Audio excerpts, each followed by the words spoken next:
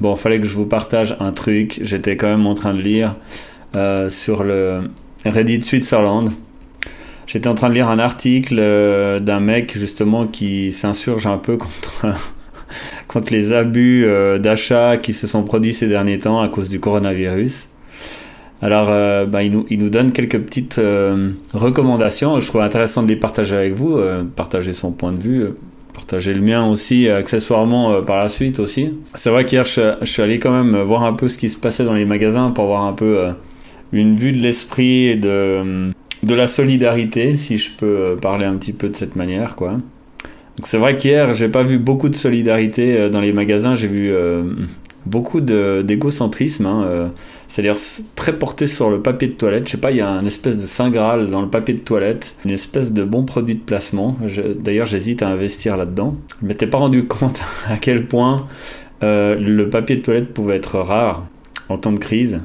Donc bon, là on est encore au tout début de la crise, franchement on a les premiers trucs du gouvernement qui viennent, après chaque canton se débrouille un peu. On a quand même des ordonnances qui sont issues de la Confédération, qui sont assez brutales, on prend des mesures qui sont exemplaires, tout ça c'est bien et tout, mais pour l'instant je n'avais pas encore vu au niveau du comportement des gens par rapport à l'agressivité sur l'achat de papier de toilette, de masse et de pâtes. Donc hier, ce que j'ai pu relever moi-même, j'ai le soleil dans la tronche, c'est vraiment pas agréable.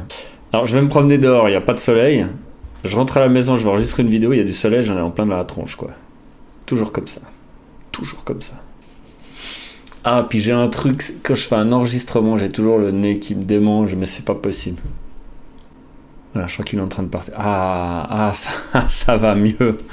Je vais déjà voir hier au DNR, et ils étaient en rupture de pâtes, rupture de stock de pâtes, rupture de stock de sucre, et il n'y avait plus non plus de papier de toilette et des choses comme ça. J'étais quand même étonné parce que c'était quand même vite, et puis c'était aussi à un moment donné où les gens étaient quand même censés un peu travailler. Alors moi j'ai congé, alors d'autres personnes avaient congé à ce moment-là visiblement, ou ont pris congé, je pense que c'est un peu ce qui est arrivé. J'avais discuté avec un pote, je sais pas si c'est peut-être lui qui a lancé la rumeur, j'en sais rien, mais comme quoi la Suisse allait être fermée en quarantaine d'ici la fin du week-end. Alors peut-être que ça fait un peu l'effet d'une bombe, ça c'est certain.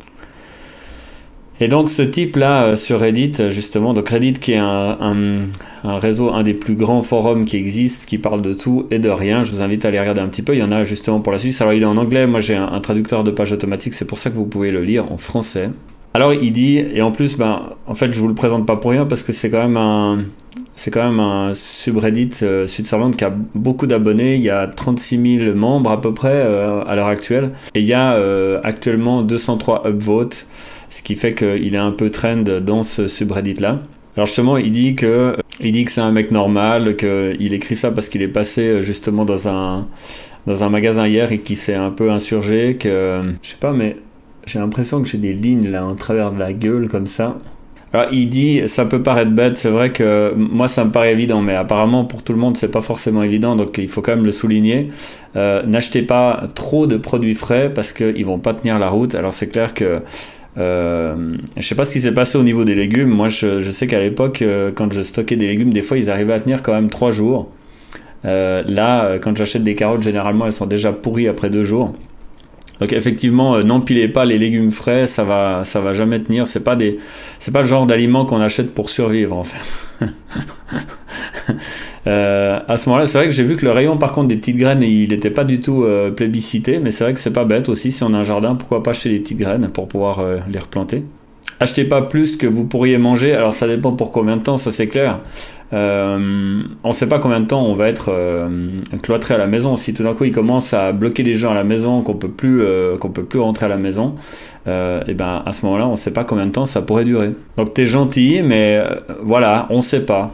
On pourrait pas dire finalement quel est le nombre exact, quel est le tonnage exact d'aliments qu'il faut stocker à la maison pour que ce soit pas plus que qu'est-ce qu'on peut manger. Ça dépend, c'est vraiment une histoire de temps. Voilà. Après, évidemment, une fois que tu as acheté la nourriture, il faut la manger, ça c'est logique. Je parle quand même d'un post qui est uptrend, donc ça veut dire qu'apparemment les gens ont trouvé que c'était utile de lire ça.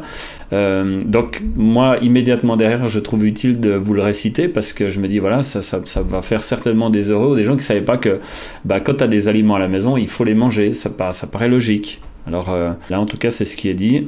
Il faut les trier du plus ancien au plus récent. Il faut mettre les récents à l'arrière. C'est vrai que ça paraît aussi un petit peu du bon sens. Enfin, je sais pas, moi, c'est toutes des choses que je fais basiquement. J'ai un pote qui m'a dit, mais tu sais, des fois, les gens, faut quand même leur dire ce genre de trucs, quoi, parce ils auraient tendance à faire l'inverse. Donc, de manger d'abord les trucs frais, puis de laisser pourrir les trucs au fond du tiroir. Alors après, le point numéro 3, bah, c'est que si tu as acheté justement de la nourriture pour des mois, voire des années, bah, après, c'est pas utile de retourner au centre commercial. Normalement, tu as assez. Tu n'es pas obligé de retourner tous les jours au centre commercial. Il faudrait plutôt réduire son exposition.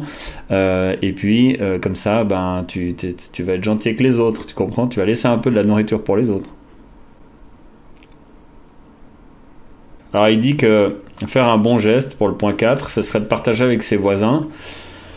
Surtout ceux qui sont plus faibles, qui n'ont pas eu les moyens de sortir, peut-être aussi ceux qui n'ont pas eu les moyens financiers d'aller faire des courses, hein. Alors ça, bien sûr, je jette pas la pierre, hein. Tout le monde n'est pas riche, quoi. Donc ceux qui n'auront pas eu les moyens ou ceux qui auront été trop faibles pour aller faire leur commission, eh ben, ce serait sympa de leur proposer de la nourriture. Maintenant, qui sait si ton voisin n'est pas contaminé, tu vois? Après, tu peux pas dire. Peut-être que tu aurais envie de lui donner de la bouffe, mais le problème, c'est qu'il est peut-être déjà lépreux, quoi. C'est ça le truc. J'arrête pas de... J'essaie de remonter de la lèpre comme ça qui reviennent systématiquement. Je sais pas pourquoi. J'ai ça, et puis aussi les invasions de zombies. Il y a beaucoup de similitudes. Ceux qui connaissent ma chaîne savent que je suis un passionné de zombies. Je joue à beaucoup de jeux vidéo, donc je suis extrêmement préparé à ce genre de situation. Sachez que si vous voulez venir me piller, je suis armé à la maison. Donc vous ne passerez jamais la porte. N'essayez pas de venir me piller. Donc voilà, c'est vrai que c'est sympa de penser aux autres, mais le problème c'est qu'ils sont déjà peut-être lépreux, donc il faut vraiment faire gaffe. Alors après, évidemment, il ne faut pas paniquer comme des fous, hein. Ça sert à rien de courir au supermarché aux heures de pointe. D'ailleurs, je suis étonné que les prix n'aient pas augmenté, hein. Ça c'est vraiment... je sais pas, mais moi j'aurais sauté sur l'occasion pour faire du 20% de plus.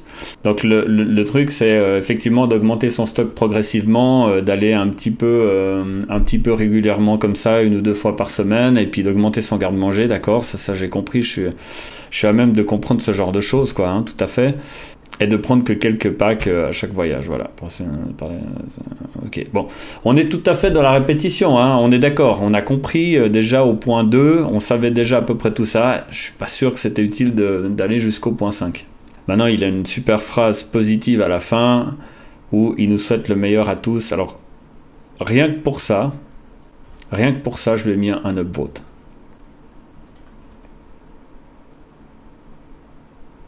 Et là, j'adore parce que justement, le mec, enfin, c'est ce qui m'avait vraiment le plus fait marrer et qui m'a donné le plus envie de faire cette vidéo.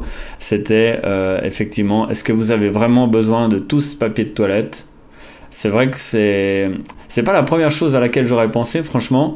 D'ailleurs, j'avais envie de vous dire, à la place d'acheter que du papier de toilette et des pâtes, alors déjà, vous allez grossir fortement si vous mangez que des pâtes. Donc, mangez pas que des pâtes. Oui, parce qu'il faut aussi que je dise des choses utiles dans cette vidéo, sinon vous comprendrez pas pourquoi vous la regardez. Achetez des noix. Les gens pensent pas aux noix, mais les noix, ça dure des mois, etc. Et c'est extrêmement bon pour la santé. Achetez des mélanges de noix. Achetez pas celles, évidemment, qui sont grillées salées, hein. Achetez des noix nature. C'est pas le même rayon. C'est pas au rayon chips. Il faut aller au rayon noix. Et en acheter des naturels. Alors moi je vous conseille les noix de cajou, c'est extrêmement exceptionnel pour l'organisme, normalement jusqu'à preuve du contraire, puisque apparemment tout est mauvais pour l'organisme. Allez acheter des noix, pensez à ça, achetez de la bonne huile, achetez de l'huile d'onagre et des trucs comme ça, que vous pourrez consommer en comprimé par exemple, hein, dans les pharmacies. Il y a Solgar qui fait des trucs pas mal, etc. Donc vous pouvez aller vous intéresser à ça, plutôt que de piller les magasins, aller piller un peu aussi les pharmacies. Et puis, l'avantage de ça, c'est que d'avoir, visiblement, d'après les échos que j'ai sur Internet, mais d'avoir une bonne nutrition quand même, ça aide aussi à lutter contre les virus. Il n'y a pas que les médicaments, il n'y a pas que la sous-exposition. Si vous mangez correctement, ça aidera aussi beaucoup votre organisme à combattre. À savoir que votre système immunitaire, c'est quand même le meilleur médicament qui existe. C'est la meilleure défense. Et puis, voilà. J'ai une amie qui m'a fait... Après, on reviendra à l'article parce que c'est très intéressant, mais j'ai une amie qui m'a fait la remarque que apparemment les Français tombaient moins malades que les autres. On s'est demandé si c'était une histoire de fréquence de lavage, bien sûr. Et en fait, oui. Il semblerait que oui. Il fallait y penser. Eh ben, la première défense immunitaire contre un virus, il faut quand même le savoir, c'est la peau. Et tout le système bactérien qui se trouve sur la peau lutte activement contre les attaques extérieures. Donc si tu passes ta journée à te laver, par exemple, tu prends 4000 douches par jour, et ben effectivement, bon déjà tu n'as plus de peau, hein, déjà, donc après on parle même plus de bactéries, hein. Je veux dire c'est que tu n'as carrément plus la peau. Mais disons que tu te laves à peu près comme la moyenne des gens qui sont un peu excessifs, comme disons par exemple 2 fois par jour. Oui, il y a des gens qui se lavent 3 fois par jour aussi. À ce moment-là, tu laisses aucune chance à ton organisme de se protéger contre un virus, puisqu'en fait, la première protection, elle aura été éradiquée de la planète, de ta peau, et tu auras effectivement plus rien pour te défendre au niveau au moins de l'extérieur. C'est-à-dire que tes défenses, elles commenceront seulement à l'intérieur, alors que tu peux déjà te défendre à l'extérieur correctement. Capiche? Donc ça, c'était pour la peau. Alors il y a un type qui rebondit effectivement aussi sur le riz. Puis après, alors ça devient en fait une monstre discussion au niveau du riz, quoi. C'est ça qui est... Alors oui, le riz est déjà peut-être un petit peu moins pire que les pâtes, mais ça se discute. Alors il y a des mecs qui sont sortis avec 10 kilos de riz des magasins, donc 10 paquets de riz. Et il y a un des mecs qui dit, mais qu'est-ce que tu veux foutre avec 10 kilos, sachant que 1 kilo c'est déjà 20 à 30 portions. Alors là, je suis pas tout à fait d'accord, hein. Ça dépend des gens, hein. Il y a des gens qui mangent plus, il y a des gens qui mangent moins, ça peut être 60 portions pour certains, hein. Il y en a un qui rebondit là et qui dit que effectivement, blabla, voilà, on a entre 60 et 100 grammes par portion. Alors je crois qu'il y a des gens qui mesurent en verre, donc un petit verre d'eau comme ça, un petit verre d'eau pour se désaltérer, etc., qui est plein de riz, jusqu'à ras-bord, ça peut représenter une portion. Alors j'ai jamais pesé combien ça pèse un verre d'eau de riz, mais voilà.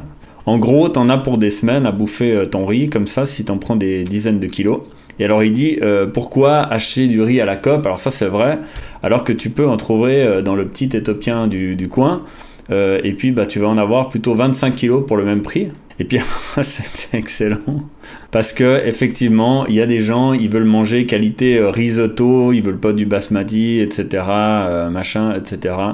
Voilà, donc après on a des petites discussions qui portent sur le riz. En fait, nous sommes une maison de 4 personnes et nous mangeons au moins 2 kilos de riz par semaine. Voilà, ça c'est un bon indicateur. 4 personnes, 2 kilos de riz par semaine. Alors je sais pas, est-ce qu'ils en bouffent tous les jours? Ça c'est pas marqué. Après là, j'ai pas compris si c'était une plaisanterie. Alors il y a des mecs qui sont vachement radicaux, hein. Ou radicaux, je sais pas comment on dit. Je suis pas sûr, maintenant j'ai un doute. Et vous attendez un état d'urgence, une urgence, et vous n'obtiendrez pas de nouveaux aliments, machin, pendant 2 mois, merde, je ne vais pas mourir, je me suiciderais probablement si je pensais que ça ressemblait à 2 mois prochains.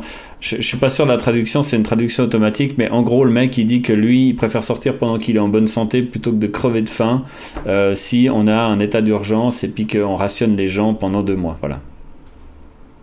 C'est un point de vue, hein, c'est un point de vue. Moi, je fais un peu le malin comme ça, hein, mais on sait pas, hein. Peut-être que dans 2 mois, c'est la guerre civile d'or, hein, je sais pas. Peut-être que dans 2 mois, ton grain de riz, il vaut 5 balles. J'en sais rien. Alors là, on a un autre indicateur. Le mec, il a fait à manger, il a eu 6 enfants, et il utilise un demi-kilo. Voilà, ça nous donne aussi un peu une proportion comme ça. Alors après, ben, c'est vrai que moi, quand j'étais plus jeune, je bouffais beaucoup plus, hein, donc, après, quand tu es dans un état d'urgence, tu essayes un peu de modérer aussi. Hein, faut quand même se calmer, hein, un peu. Voilà, là, on retrouve les 80 et 100 grammes par portion. Bon, tout ça pour dire, on va pas parler pendant des heures de riz, mais ça s'est vraiment transformé en discussion de riz. Vous irez regarder, c'est drôle. Alors qu'à la base, on parlait pas que de ça, on parlait de plein de choses, hein. Comment se comporter dans les centres commerciaux, quoi. Et là, ben, on a effectivement le gouvernement qui a décrété que les écoles seraient fermées jusqu'à la fin du mois d'avril. Donc c'est en train de devenir un petit peu plus sérieux. Moi, ce matin, je suis sorti dans les rues, pas en pleine ville, hein, mais dans les rues, juste dans les rues, j'ai vu personne. C'était vraiment bizarre. Donc on aurait dit un espèce de décor de western qui n'aurait pas tourné depuis longtemps. Aussi dans les transports publics, j'ai remarqué qu'il y avait moins de monde. Il y a même les chauffeurs de bus qui ont mis des barrières de délimitation pour pas qu'on rentre un petit peu dans leur espace vital. Façon un peu zone sinistrée comme ça, zone 51, autour du conducteur.